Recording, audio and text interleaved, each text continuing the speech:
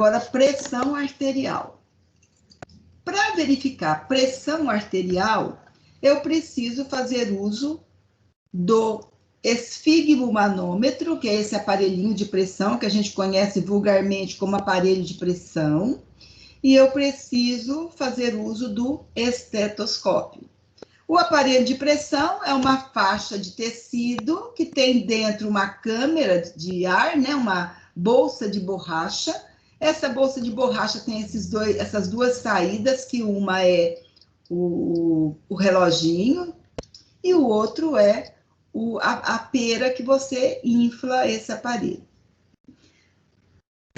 Esse aparelho, ele existe para o neonato, ele existe para criança, ele existe para adolescente, ele existe para adulto, ele existe para obeso, porque ele é uma faixa larga, que vai envolver todo o braço do paciente. Mas essa largura, né? Então, é a faixa, essa largura, essa distância da faixa, essa largura, ela é de acordo com a faixa etária que a gente está vendo, se é neonato, se é criança, porque o tamanho dela é em torno de 20 a 25% da circunferência do braço, né? Eu meço o meu braço aqui, vou encontrar, por exemplo, X centímetros. 20%, ou seja, 1/5 desses centímetros, é a largura que dá certo com o meu braço. Por isso que o obeso, a faixa dele é enorme e bem larga, que é para pegar o braço dele, que também é maior. O que é a pressão arterial? Ela é a força que o sangue, quando é bombeado pelo coração, bate na parede da artéria. Isso é a pressão arterial, né? Então, o coração está lá bombando constantemente o sangue. Essa força que esse bombeamento bate na parede da artéria é a pressão arterial. Então, é o sangue se movendo de uma alta pressão, que é o coração, para uma pressão um pouco mais baixa, que é a artéria. Quando o coração se contrai, ele empurra o sangue para dentro da aorta. Por exemplo, o ventrículo esquerdo se contrai, ele empurra o sangue para dentro da aorta.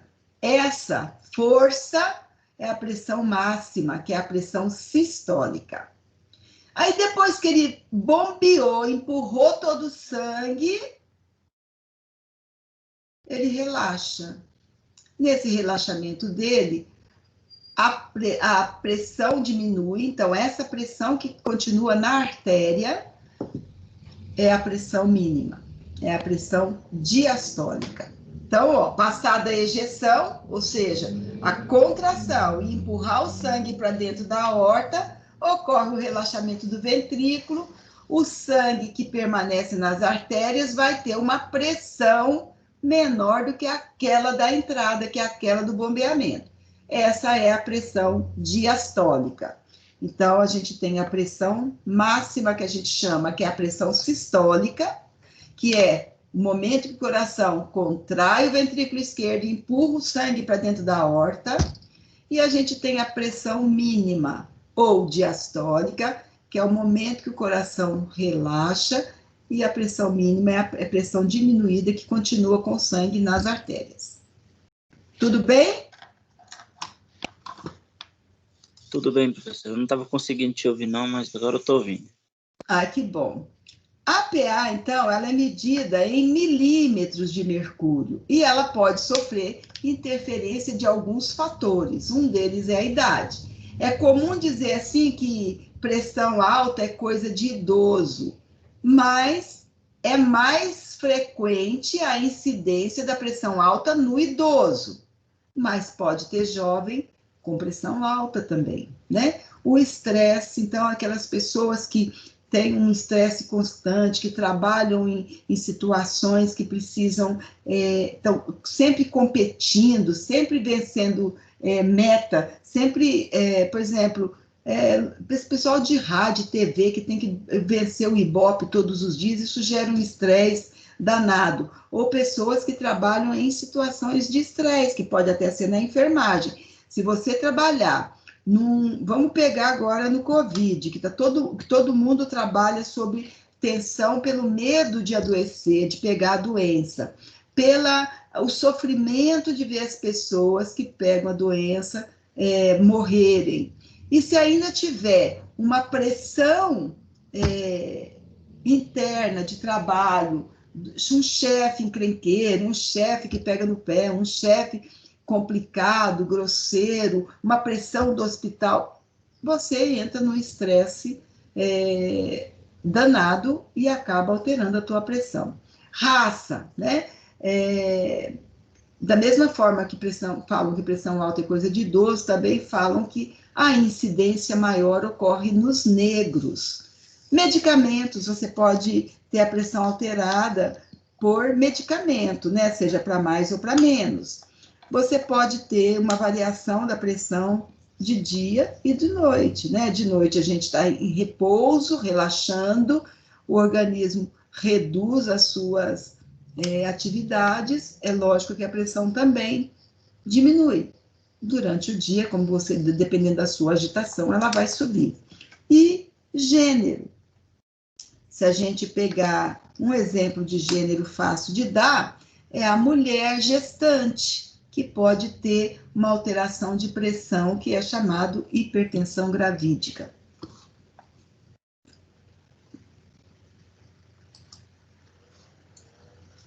Então, as duas alterações que existem é a hipertensão, como eu acabei de falar, né? Que é a mais comum, é mais fácil você encontrar pessoas hipertensas do que pessoas hipotensas, que as duas alterações são hipertensão, ou seja, parâmetro alto, e hipotensão, parâmetro baixo. Mas o mais comum é você encontrar pessoas que são hipertensas, né?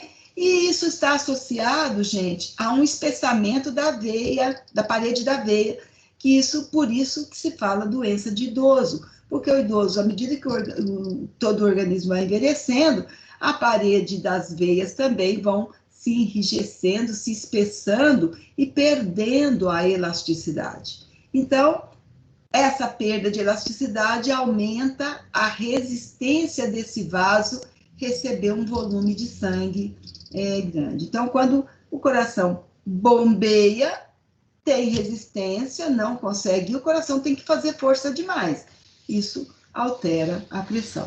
Então, o coração continua bombeando, mas sofrendo resistência. Isso faz com que ele precise despender mais energia para bombear o sangue, né? E é lógico que se tem uma resistência maior do vaso, a parede é enrijecida já, não tem elasticidade para passar um grande volume de sangue, vai diminuir o fluxo sanguíneo em todos os órgãos. Aí eu coloquei aqui um modelinho de todas as coisas que envolvem o aumento da pressão, né? Os fatores de risco para desenvolver a hipertensão. Então, a gente tem a hereditariedade, por isso que é importante, quando a gente está avaliando o paciente, saber da história familiar dele. Ele descende de pessoas, de uma família de pessoas hipertensas naturalmente, pode ser genético, né? Tem a hereditariedade. A obesidade, eu falei para vocês que a obesidade mórbida prejudica até a respiração, e com certeza, quando prejudicar a respiração, também vai prejudicar a sua pressão, né? O estresse, acabei de explicar a situação de estresse, que se você é muito pressionado, ou você... Porque o que acontece com a pressão? A pressão exerce sobre a gente, e a gente tem a capacidade de responder a essa pressão ou não. Ou seja, essa pressão é num limite que eu consigo dominar tranquilamente e resolver a situação, eu não sofro. Mas se a pressão é muita e eu me sinto sem condições de atender aquela demanda, eu me sinto violentado, às vezes, até na minha capacidade de de atender a demanda, eu começo a sofrer. Quando você começa a sofrer, você pode desenvolver uma hipertensão. A alimentação não saudável, né? A gente sabe que o sódio faz mal para a alimentação, e as pessoas gostam de comida muito temperada, com pimenta, usam esses temperos manufaturados aí, comem comidas gordas, né? Por exemplo, o homem gosta do churrasco com aquela picanha pingando gordura, com aquela gordura grossa de borda. São comidas que aumentam o teu colesterol, e que o colesterol vai exercer um fator enorme na alteração dessa pressão. O fumo é considerado um dos fatores mais predisponentes que interferem na pressão arterial. Então, o fumo, seja ele de que forma for usada, no cachimbo, o cigarro comum, o narguilé, o charuto, é fumo, né? Então, por isso que uma das medidas, uma das ações do programa de combate à hipertensão na saúde pública é o combate ao tabaco, né? É levar as pessoas a deixarem de fumar. E eles têm uma política assim, de tratar isso por reuniões de roda, e daí cada um sai dali com a sua meta da semana.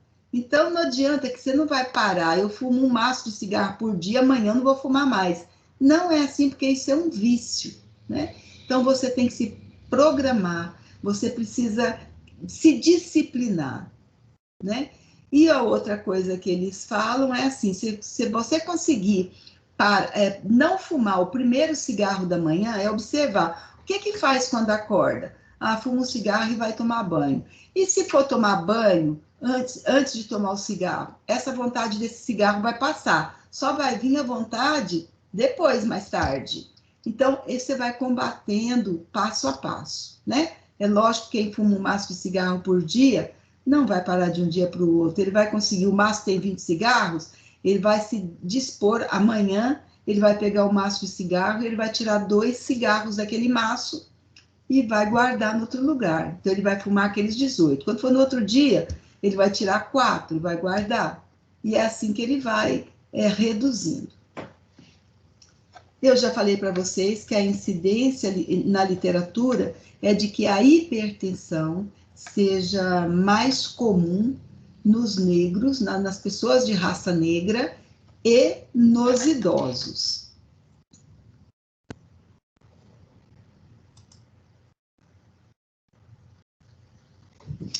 E a gente tem a outra alteração da pressão.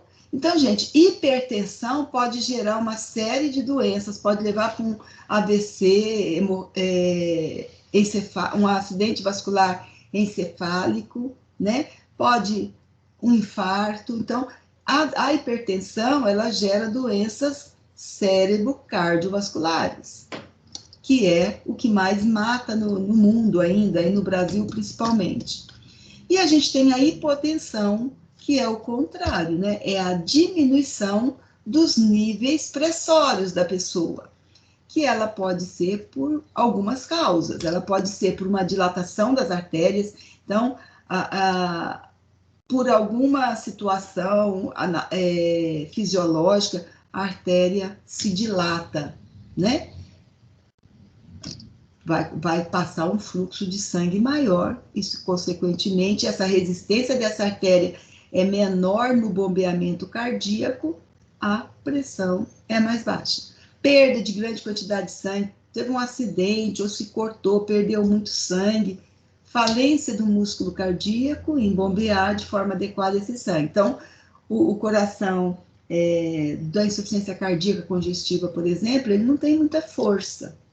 Então, o paciente toma medicamento para dar essa força muscular, né, no músculo cardíaco, para ele continuar bombeando o sangue normalmente. Quando a pessoa está hipotensa, ela tem o quê? Ela tem uma aparência de uma palidez, uma pele fria, uma sensação de desmaio, né? Parece que está suando. Você passa a mão, não tem nada na pele, mas a sensação, por quê? A pele fica fria, a sensação de que está transpirando e tem aquela sensação de desfalecimento. Pode acontecer o desfalecimento, dependendo da hipotensão. Vamos pensar uma pessoa que tem uma pressão normal de 120/80 e por algum motivo qualquer, ela faça lá 80/50, 80/60, 80/40, 70/50. É uma situação grave, né? A pessoa tem palidez, pele fria, faz confusão mental, a frequência cardíaca, em contrapartida, vai se elevar tentando compensar essa pressão baixa, mas o débito cardíaco está diminuído. Débito cardíaco é o volume circulante do sangue que passa pelo coração em 1 minuto. Se a frequência está aumentada, mas o débito é pouco, não consegue combater essa situação. E daí, se é em hospital, geralmente o médico vai fazer infusão venosa. Então, qual é o parâmetro normal considerado hoje ainda para a pressão arterial? Ela é a da 7ª Conferência da Sociedade de Hipertensão e Cardiologia, e ela diz que é normal a pressão 120/80 ou um pouco menor que isso. É igual a isso ou um pouco menor. Então, se eu tiver 110/75, tá bom, tá dentro da normalidade, não pode ser muito baixo, né? E aí tem aquela categoria de pessoas que são pré-hipertensas. Quanto que é a pressão dessa pessoa constante? De 121 a 139 de PA sistólica, que é a PO máxima, e de 81 a 89 a PA diastólica. Então, PA máxima de 121 a 139, PA mínima de 81 a 89. Essas pessoas precisam começar a fazer o controle, precisam começar a fazer a investigação dessa causa, né? Ela pode ficar verificando a pressão dela em casa sem problema e para controlar. Não baixou, ela tem consulta, né? Como eu falei que precisa controlar, precisa avaliar, ela vai ver com o médico. Mas a pessoa pode, de pré-hipertenso, virar um hipertenso grau 1, ou estágio 1, que é aquela pessoa que tem uma pressão constante de 140 a 159 para a pressão alta, para a pressão máxima, e de 90 a 99 para a pressão mínima. Essas pessoas, além de controlar, são aquelas pessoas que fazem controle na UBS, né? Vai lá uma, 2 vezes na semana verificar a pressão, e ela precisa já fazer uma dieta, né? De reduzir o sódio, observar o que ela está ingerindo de líquido, se ela fuma, reduzir fumo, já precisa começar a combater. E a hipertensão estágio 2 são pessoas que têm a pressão arterial máxima entre 160 e 179 e a pressão mínima entre 100 e 109. Se a gente olhar esse parâmetro, por exemplo, do estágio 2, é um parâmetro de altíssimo risco para acidente vascular encefálico, para infarto também. E tem o estágio, a hipertensão estágio 3, que é a pior, né? Porque a pressão máxima é igual ou superior a 180 e a pressão mínima é igual ou superior a 110. Então, é um risco altíssimo para essas doenças que eu acabei de falar, que já entra o risco na hipertensão estágio 2. Então, quando a PA sistólica, que é a máxima, e a PA diastólica situam-se em categorias diferentes, a maior deve ser utilizada para a classificação da PA. Por exemplo, eu tenho um paciente que é hipertenso 2, então ele tem 165 de máxima, mas ele tem de mínima 90, então ele está em 2 em dois estágios diferentes. Então, o que vale não é a mínima, é a máxima. E os pré-hipertensos, eles têm uma probabilidade de tornarem hipertensos, né? E, portanto, maior risco para complicações cardiovasculares.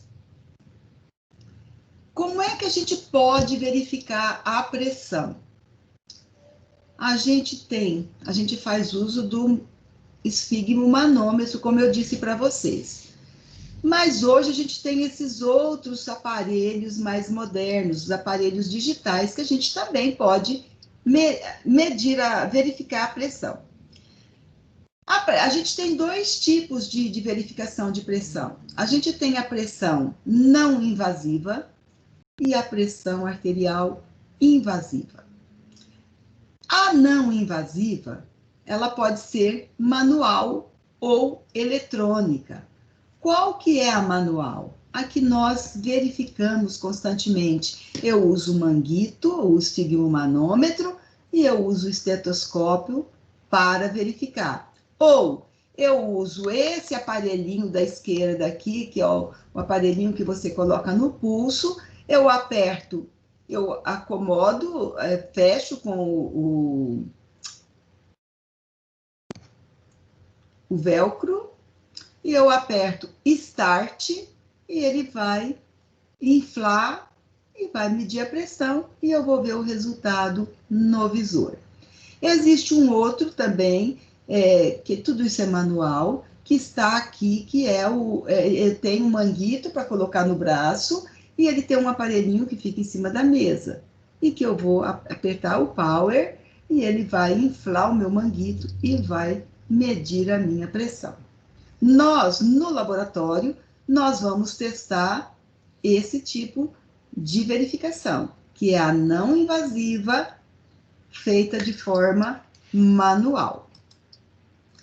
E existe uma classificação que a sociedade dá dos problemas de pressão, que eu posso ter a hipertensão do avental branco. Vocês já ouviram falar nisso? Hipertensão de avental branco? Já, não, pessoal? Não. O que é hipertensão do avental branco? A pessoa não é hipertensa quando ela chega no consultório médico, a pressão vai lá para cima. Gerado, provavelmente, por estresse emocional. Tem pessoas que só o fato de ter que contar a vida delas, o que está sentindo lá no médico, deitar naquela mesa e ser avaliado, já faz a pressão subir. Tem a hipertensão não controlada, que é aquela pessoa que às vezes nem sabe que é hipertenso e não controla, não faz nenhum controle. Tem o normotenso ou o hipertenso controlado, e tem a hipertensão mascarada, né? Aquela que a pessoa não sabe que é hipertensa, ou mede a pressão uma vez e dá normal, e ela não sente nada, ela acha que é normal, assim. E aí a gente tem essas pessoas, elas podem controlar a pressão no posto de saúde, né? As pessoas pré-hipertenso, hipertenso 1, elas fazem controle em casa ou na UBS, ou pode ter situação de precisar usar o mapa. O que é o mapa? É o monitoramento ambulatorial da pressão arterial. O que é isso? É o Holter 24 horas. Aí você vai lá, coloca o aparelhinho do Holter, você vai ficar com ele 24 horas, anotando tudo que você faz, nos horários que você faz. Então, eu vou tomar banho, eu anoto que eu tomei banho, eu vou fazer um exercício, uma atividade física, eu anoto a atividade física que eu vou fazer.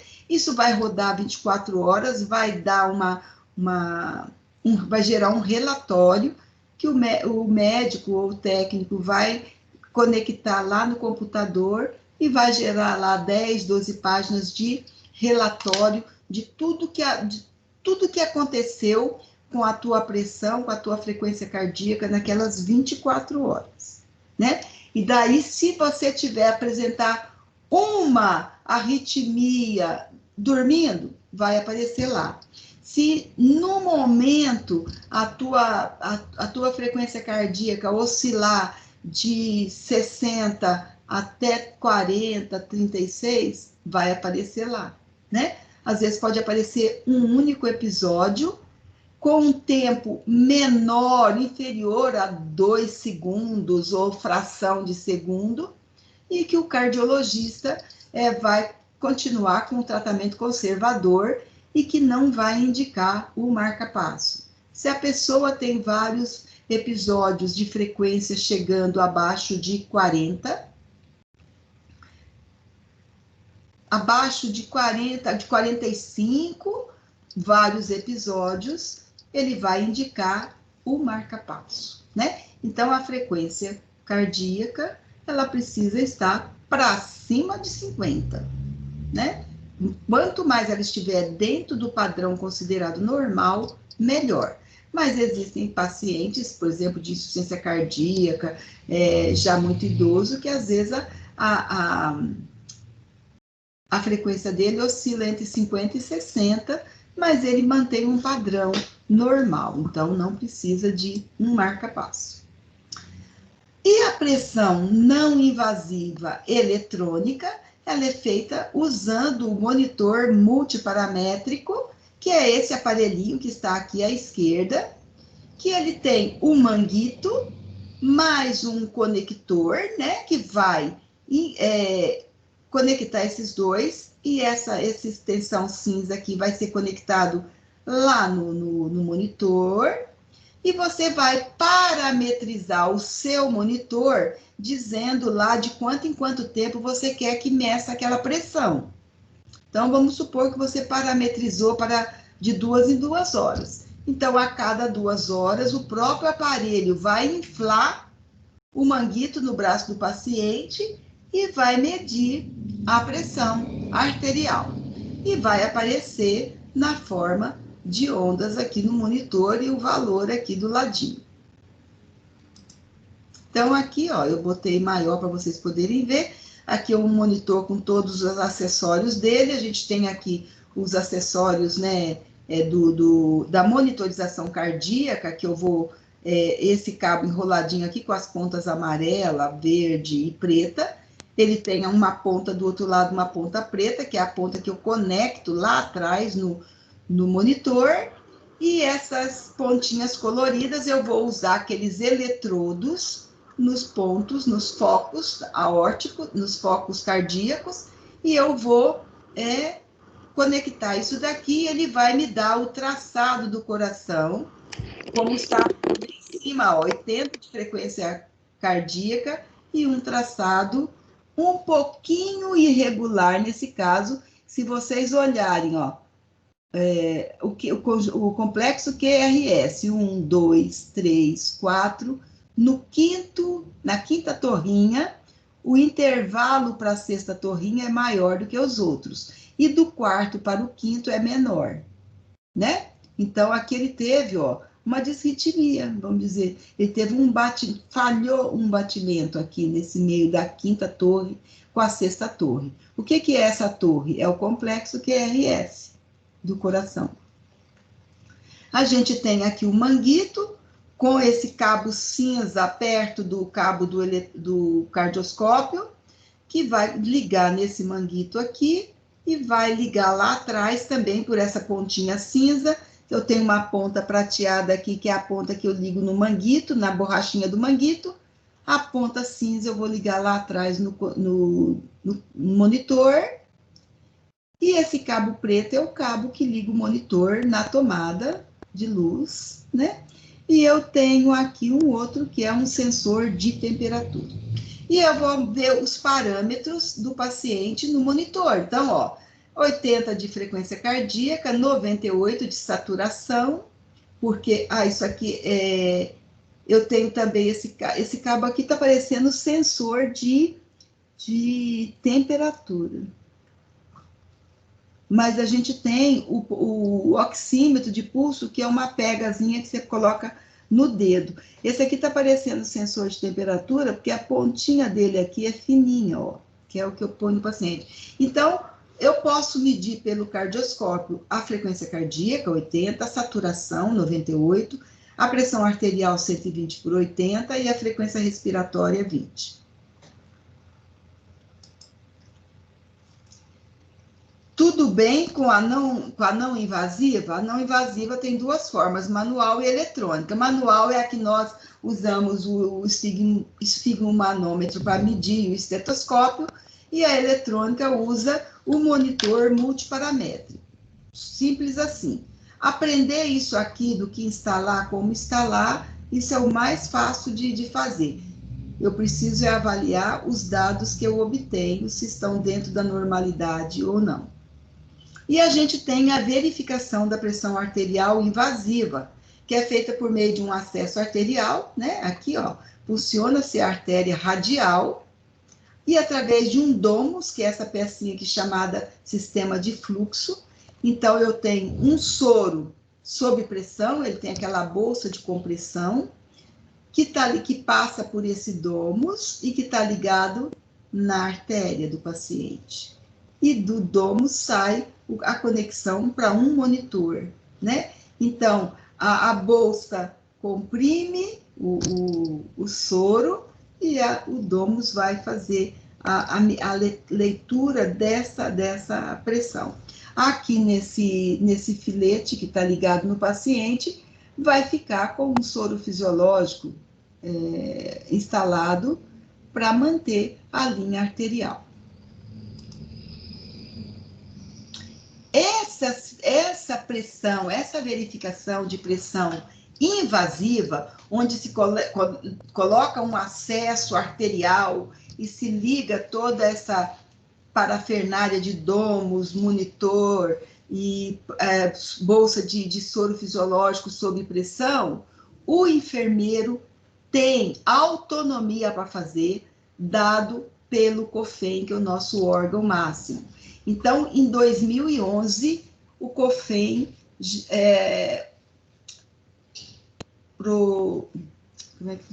publicou uma resolução de número 390 que dá essa autonomia para o enfermeiro. Então, a resolução diz o seguinte no primeiro artigo, que eu só trouxe o primeiro e o parágrafo único. No âmbito da equipe de enfermagem, a punção arterial, tanto para fins de coleta de gasometria arterial, tanto para colocação de pressão arterial invasiva, é um procedimento privativo do enfermeiro.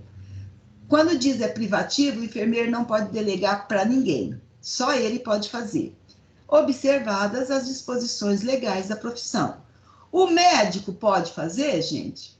Pode, né? Mas até 2011, enfermeiro não podia fazer, hoje pode fazer.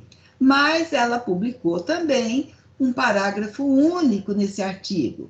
O enfermeiro deverá estar dotado dos conhecimentos, competência e habilidades que garantam o rigor técnico-científico ao procedimento, atentando para a capacitação contínua necessária à sua realização.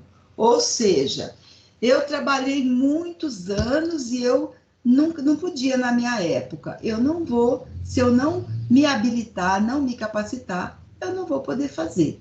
Embora eu esteja autorizada a fazer pela resolução, eu preciso respeitar as disposições legais. O que é? Eu preciso ter conhecimento, competência e habilidade.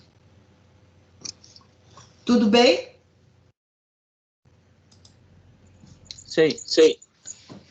E daí, como é que a gente verifica a pressão na forma manual, como eu disse que nós vamos treinar no laboratório? Então, eu já expliquei para vocês que o manguito precisa envolver todo o braço do paciente.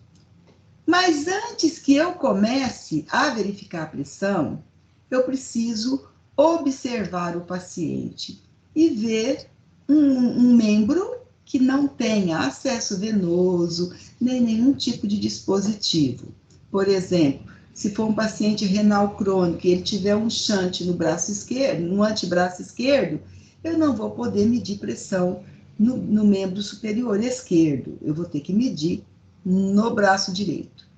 Se for uma mulher que fez mastectomia, sabem o que é mastectomia? Sim? Sim, tô. Sim? A Pâmela sabe. Os outros sabem o que é mastectomia? Mastectomia é a mulher que extirpa uma mama.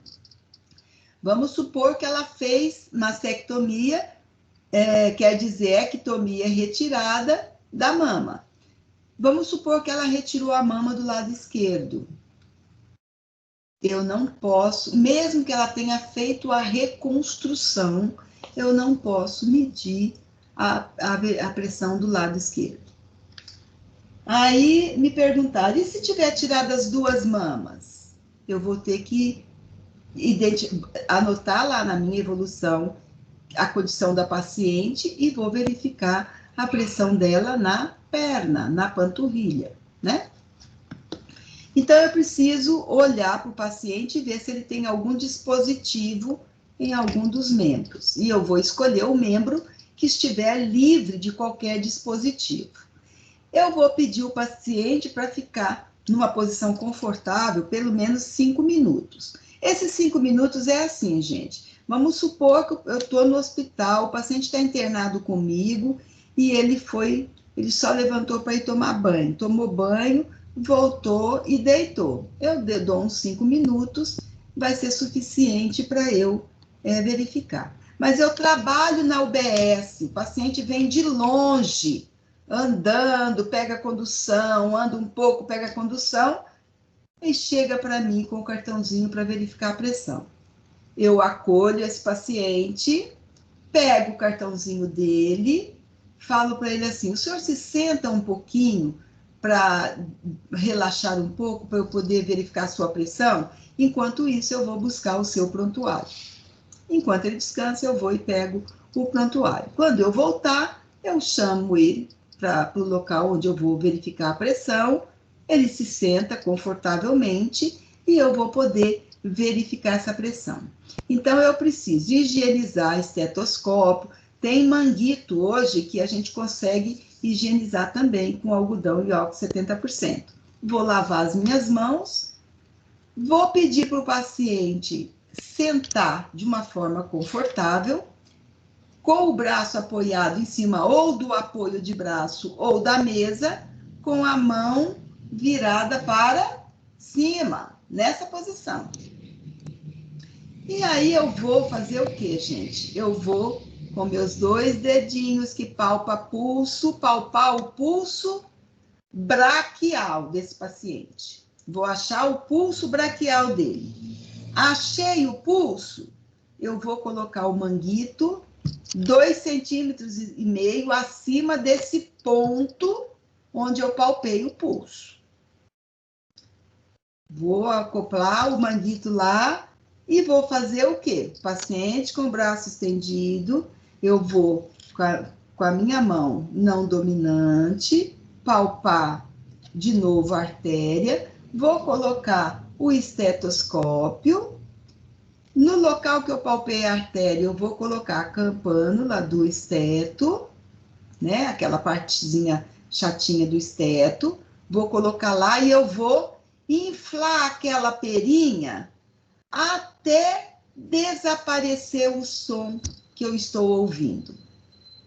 Desapareceu o som. Eu observo no reloginho onde marcou o ponteiro no último. Então, é tudo ao mesmo tempo, gente. Eu estou inflando e estou olhando, estou ouvindo e estou olhando para o mostrador lá, o ponteirinho subindo.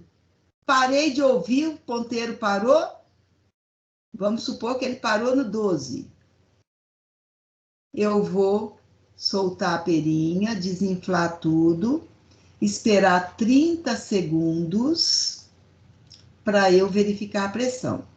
Aí eu vou de novo colocar o esteto em cima do local da artéria e eu vou inflar a perinha 30 milímetros de mercúrio acima daquele local que o ponteiro marcou. Vamos supor que ele marcou 15 lá. Eu vou subir até o 18 para poder verificar a pressão. Subiu os 30 milímetros de mercúrio, fecho a bombinha, aliás, abro a bombinha, o parafusinho da bombinha e vou soltando lentamente. Lentamente. Eu vou ouvir uma batida. A primeira batida que eu ouço é a pressão máxima. Eu vou soltando lentamente. A última batida que eu ouvi é a pressão mínima. Isso aqui tudo eu já falei, essa tela aqui. É a pressão mínima. Então, qual é o nome desse som que eu ouço quando eu estou verificando a pressão? É um som estrangeiro que eu já contei para vocês. É o som de... Ninguém lembra? O som de Korotkov, lembra? É verdade, é verdade. Lá atrás, na anamnese, som de Korotkov, né? Verifiquei a pressão, eu vou informar o paciente, vou soltar o manguito, vou higienizar o esteto de novo, o manguito, vou lavar minhas mãos e vou anotar no prontuário do paciente. Dúvidas?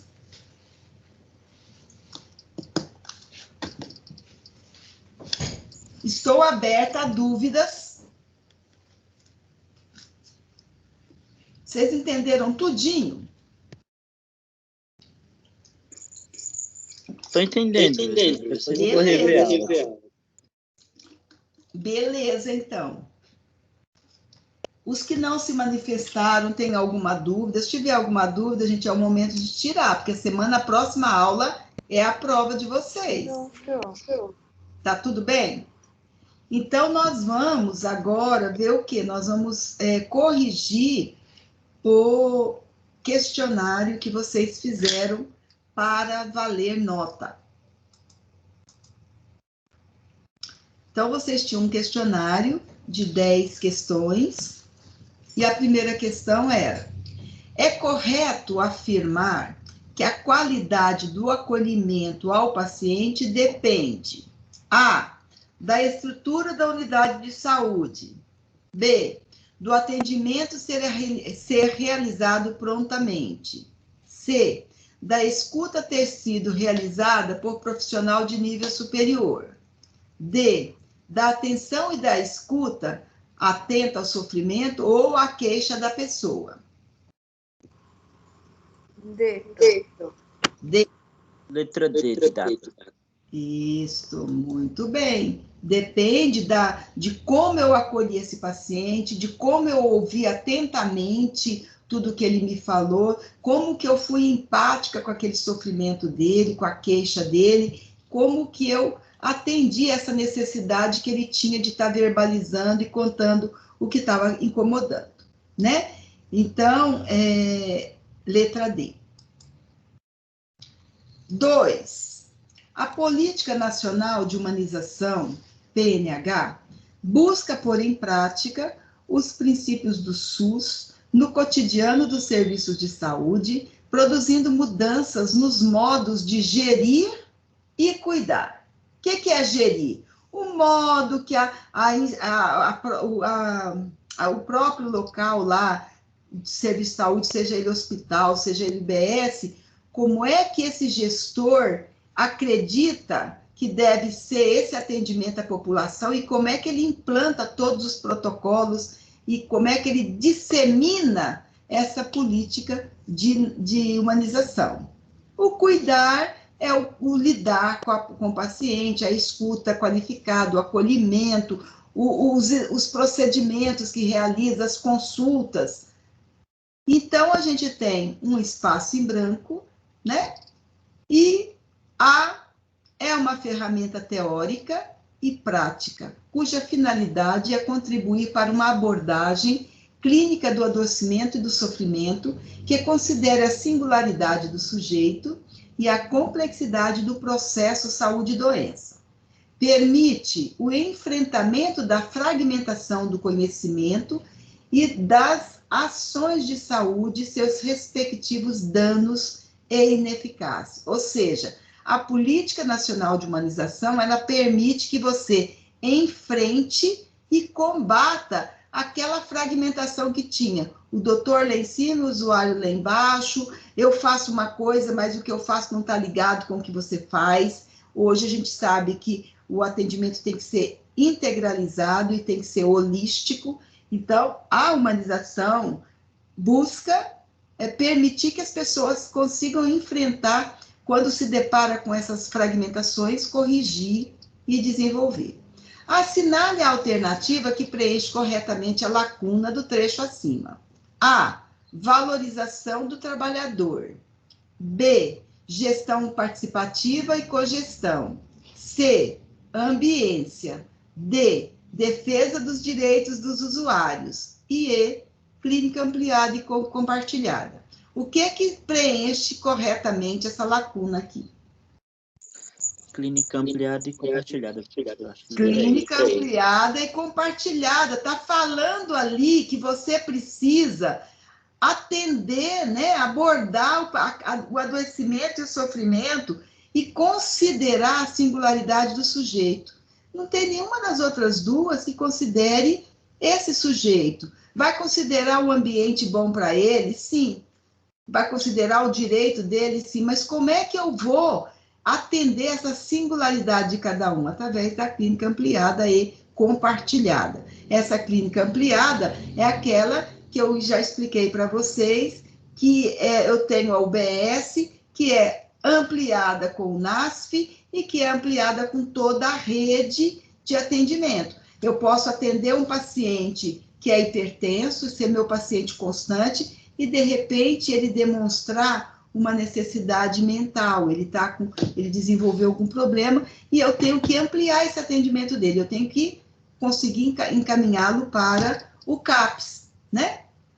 Ou ele precisa, não sou eu que encaminho para o CAPS, mas eu posso levar o caso dele para o NASF, onde tem todas as categorias, todas as especialidades médicas, tem todas as categorias profissionais da área da saúde, e que o psiquiatra que é do grupo lá vai ver, vai atender e vai ver o que esse paciente precisa. Ele precisa ser encaminhado para o CAPS, ele vai encaminhar para o CAPS. É uma coisa simples que ele, conversando com o paciente, na consulta com o paciente, ele consegue medicar, tratar e vai resolver, ele vai. Mas eu já ampliei da UBS para a clínica especializada. Então, realmente é clínica ampliada e compartilhada. Tem a política nacional, a 3, a política nacional de humanização reforça a necessidade de se estabelecer a interação entre as pessoas para valorizar os processos subjetivos em todos os serviços de saúde. A Política Nacional de Humanização busca. Então, quando eu penso em processo subjetivo, quando eu penso na política de humanização, que ela veio para fortalecer a interação das pessoas. Que pessoas? Gestor, funcionário e usuário, né? E valorizar os processos subjetivos que ocorrem nesse trio, nesse triângulo, né? E que acontecem em todos os serviços de saúde. Então, a Política Nacional da Humanização busca o quê? A. Ampliar a quantidade de medicamentos ofertados pelo SUS. B. Implantar um sistema online de ouvidoria. C. Atender prioritariamente os usuários que apresentam problemas crônicos e idade avançada. D. Reduzir as filas e o tempo de espera por atendimento. O que a Política Nacional de Humanização busca, na opinião de vocês? Letra D. Letra D, reduzir as filas e o tempo de espera por atendimento.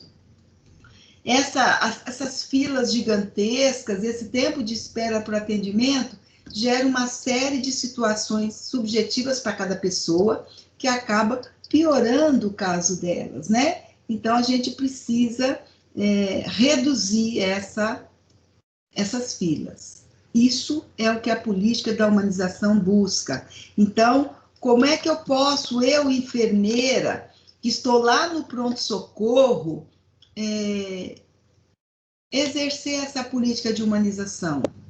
Não deixando fazer fila, gerenciando todo o atendimento médico também, atenta se o médico está atendendo, se não está, eu vou ter que conversar com o chefe médico ou o chefe de plantão. Doutor, olha, cadê a nossa humanização? Os pacientes estão esperando muito, os médicos não estão no consultório, vamos ver se a gente consegue melhorar isso? E eu também, que sou classificação de risco, não deixar fila, ter a empatia, atender o paciente,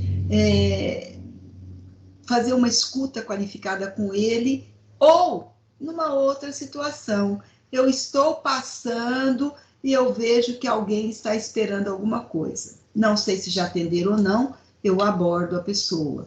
Posso ajudá-la? E aí vai desenvolver. E não ficar passando para lá e para cá na frente do paciente sentado e não falar nada para ele. Então, é muito comum ainda a gente ver em pronto-socorro as pessoas sentadas aguardando, às vezes entram para o corredor de acordo com a classificação e você vê que a sala está ali, tem um profissional lá dentro, mas o profissional não chama, está demorando para chamar, aí vem outro profissional, enfermeiro, e entra para conversar por algum motivo, ela pode estar indo lá dar um recado muito urgente, mas ela precisa pensar naquelas pessoas que estão sentadas ali e dar uma satisfação para essas pessoas, né? Porque ninguém gosta de ficar esperando sem satisfação. E que esse atendimento seja o mais respeitoso, o mais empático e o mais eficaz possível. A quarta questão: para que o enfermeiro possa construir com maior precisão seu raciocínio clínico, é fundamental coletar dados objetivos a partir do exame físico. Acerca desse tema, julgue o item a seguir. Na inspeção estática do tórax, identifica-se o tórax em barril.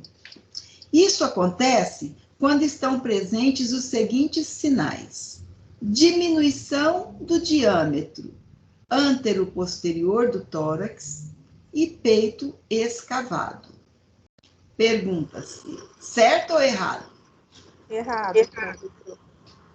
Errado. O que é o tórax em barril ou tórax em tonel? É aquele tórax que a gente viu nas aulas passadas, é aquele tórax que, se eu medir a circunferência abdominal dele, eu vou obter um número.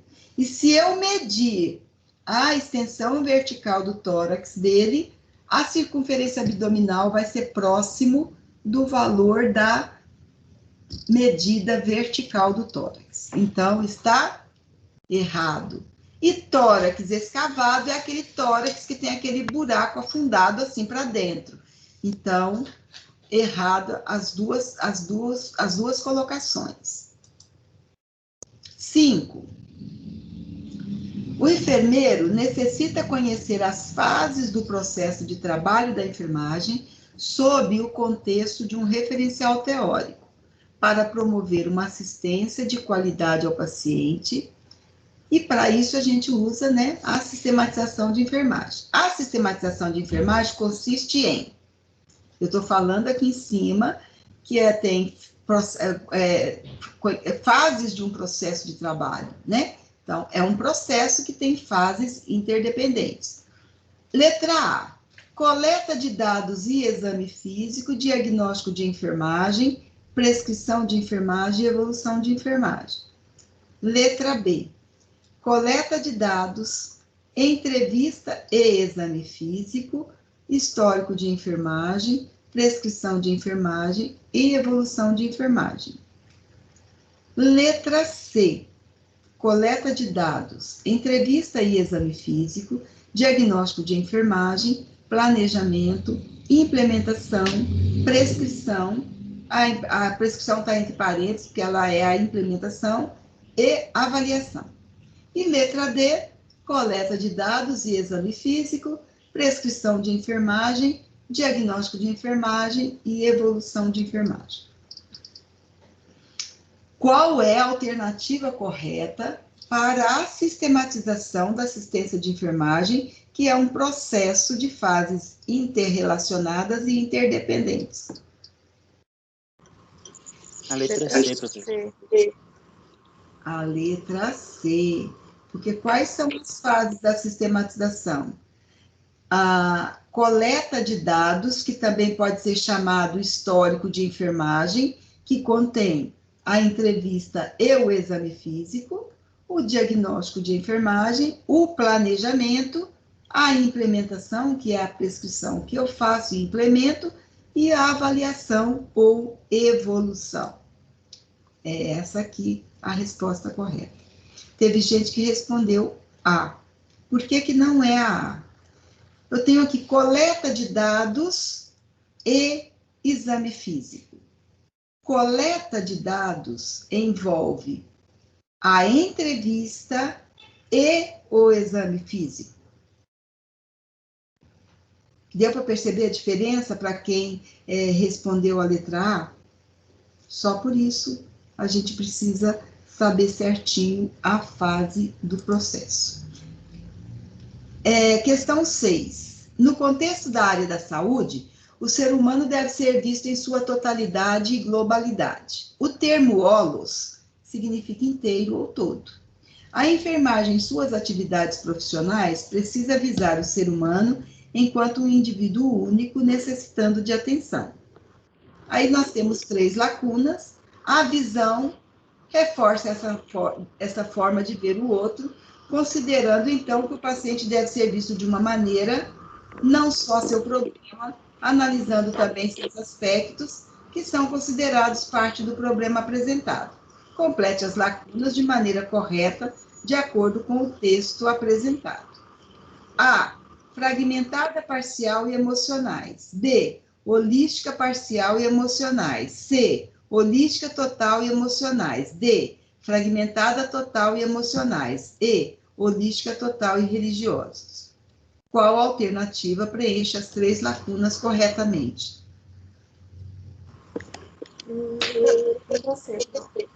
Letra C. Então, fica assim. A visão holística reforça essa forma de ver o outro, considerando, então, que o paciente deve ser visto de uma maneira total, não só o seu problema, analisando também seus aspectos emocionais, que são considerados parte do problema. Alternativa C. Questão 7. Uma das teorias sobre motivação mais conhecida é a desenvolvida por Maslow. Para ele, é possível ordenar as necessidades humanas em uma hierarquia de influenciação e importância, que contém as características a seguir. 1. Necessidades sociais. 2. Necessidades fisiológicas. 3. Necessidades de estima. 4. Necessidades de segurança. E 5. Necessidades de autorrealização. Qual é a hierarquização correta dessas necessidades? Então, a sequência correta dessa hierarquia é qual a alternativa correta? A, 1, 2, 5, 4 e 3. B, 1, 3, 4, 5 e 2. C, 2, 4, 1, 3 e 5. D, 4, 5, 2, 1 e 3. E E, 5, 1, 3, 2 e 4. Qual é a alternativa? Hã? Letra C. A alternativa C. Você passou a Necessidade. pirâmide. Oi? Tem naquela pirâmide que a senhora passou para gente. Tá aqui Então, bem desenhado. necessidade fisiológica, necessidade de segurança, necessidade social, necessidade de estima e necessidade de autorrealização. Estava muito fácil esse questionário, não estava não, gente? Tava, viu, professor? Eu achei. Estava muito fácil. Mas teve gente que confundiu. Uma coisa que eu vou dar uma dica para vocês, porque vocês vão ter prova de alternativa. Prova de alternativa. Quando é uma prova dissertativa, eu resolvo aqui na minha cabeça, a partir do momento que eu organizei aqui, eu passo para o papel. Prova de alternativa, as alternativas elas podem ser todas parecidas, mas só tem uma que é realmente certa. Então, eu preciso ler todas até o final e analisar todas. Senão, eu respondo a primeira que vem e eu respondo errado. 8. A teoria motivacional mais conhecida é a de Maslow, baseada na hierarquia das necessidades humanas. Essa aqui estava quase respondendo a outra lá, né? Para ele, as necessidades estão arranjadas em uma pirâmide de importância e influenciação do comportamento humano, na qual se destaca a de estima, que envolve a necessidade que a. Orientam a vida humana desde o momento do nascimento, como a alimentação, o sono, o repouso, o abrigo, etc. B. Levam a pessoa a se proteger de qualquer perigo real ou imaginário, físico ou abstrato. C. Levam cada pessoa a realizar o seu próprio potencial e buscar se desenvolver continuamente ao longo da vida. D. Se relacionam à associação do indivíduo a outras pessoas vinculadas à participação, à aceitação por parte dos colegas, à troca de amizade e amor. E. Se relacionam à maneira como a pessoa se vê, se avalia, compreendendo a autoapreciação, a autoconfiança, a necessidade de reconhecimento, de prestígio e de consideração. Estamos falando da necessidade de autoestima. Qual a alternativa correta? Com certeza é a letra E. A letra E. Teve gente que respondeu a letra D. Estima, gente. Autoestima, a gente precisa lembrar que está ligado ao autoconceito, que é aquele conceito que eu faço de mim mesma. Então, é a minha autoapreciação, a minha autoconfiança. Então, a letra E. 9. A anamnese é um tipo de entrevista feita inicialmente pelo enfermeiro, usando um instrumento previamente elaborado e padronizado na instituição, onde serão anotadas as informações passadas pelo paciente e os aspectos observados pelo enfermeiro. Informações essas que irão contribuir para detectar a atual situação saúde e doença do paciente e o sucesso de seu tratamento. Essa é a etapa mais importante de todo o processo, pois é esse momento que permite ao estreitar sua relação com o, de maneira que se preserve seu lado humano, seus valores e crenças. Não se trata somente de uma sessão de perguntas e respostas, mas sim de acordo com o texto apresentado, complete as lacunas da maneira correta e assinale a alternativa correspondente. A. Médico-paciente diálogo. Permite ao médico estreitar sua relação com o paciente e sim um diálogo. B. Enfermeiro, médico e diálogo. É o enfermeiro que vai estreitar a relação com o médico. C. Enfermeiro, paciente, exame. Vamos ver. Permite ao enfermeiro estreitar sua relação com o paciente de maneira que se preserve seu lado humano, seus valores e crenças. Não se trata somente de uma sessão de perguntas e respostas, mas de um exame. É isso? Não.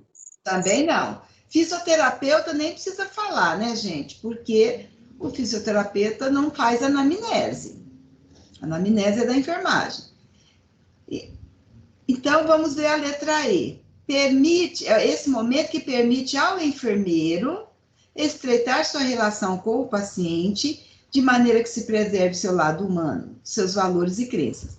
Não se trata somente de uma sessão de perguntas e respostas, mas sim de um diálogo, né? Então, quando se fala de pergunta e resposta, você já eliminaria duas alternativas, a C e a D. Você ficaria com três alternativas que tem diálogo, porque pergunta e resposta, pergunta e resposta tem que ser eu perguntando para alguém e alguém me respondendo. Então, eu já ficaria com três questões somente. E daí, é o médico que faz a anamnese? Não, eliminou mais uma. Sobraram duas, do enfermeiro. Sobraram duas do enfermeiro. O enfermeiro vai estreitar a relação com o médico? Não, sobrou a alternativa correta.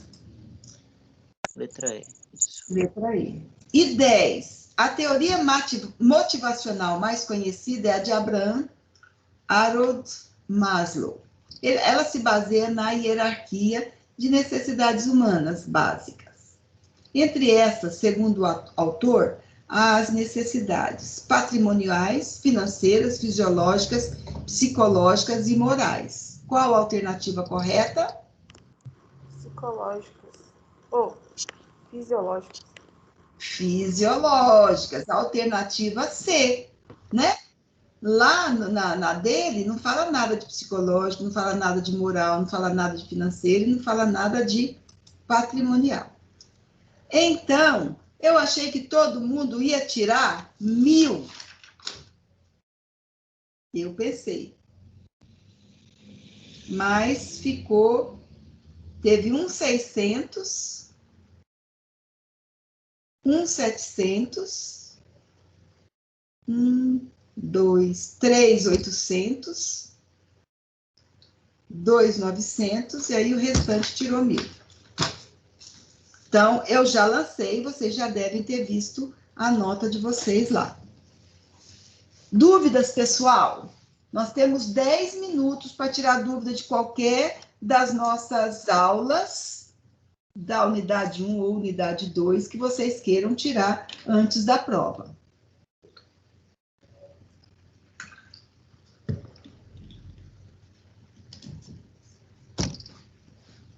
Silêncio mortal.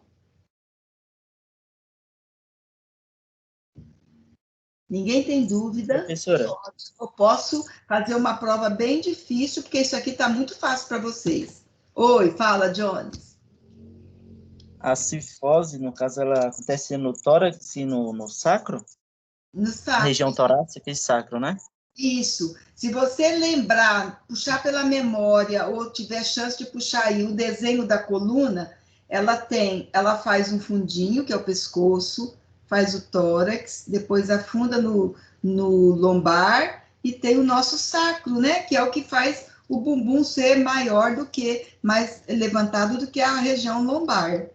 Mesmo que a gente tenha um bumbum pequeno, ela tem uma curva. Se você olhar na ossatura da coluna vertebral, da coluna humana, ela tem lordose no pescoço, porque ele é afundadinho aqui.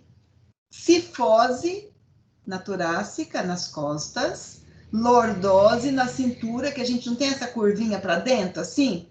Lordose e cifose no sacro. Isso aí, eu já estudei tanto essa matériazinha que eu decorei tudo, só que aí às vezes eu me perco, mas eu já entendi essa parte aí também. Então, a cifose, gente, é o vulgar corcunda, né? Então, se você lembrar disso, você nunca mais vai esquecer onde é a cifose. Mais pergunta, pessoal?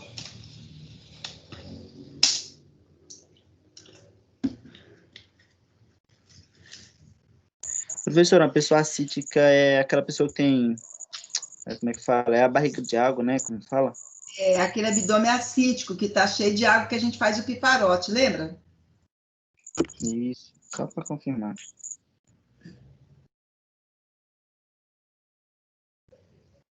Pessoal, vamos tirar as dúvidas para não errar na prova e tirar uma nota boa na prova.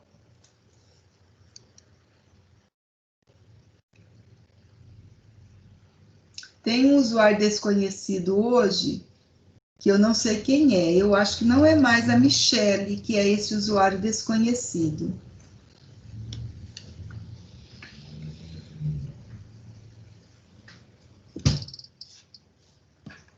Nada, pessoal? Ninguém tem mais dúvida? Aproveite.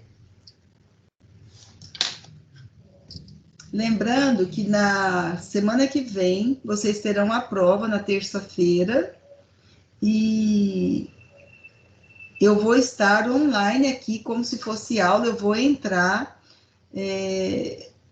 durante a primeira aula, com certeza eu estarei aqui. Então, das 8 até as 8h50. E para tirar alguma dúvida, mas não dúvida das questões da prova, lógico, né? Dúvida de acesso, como fazer. Então, eu vou estar online nesse horário.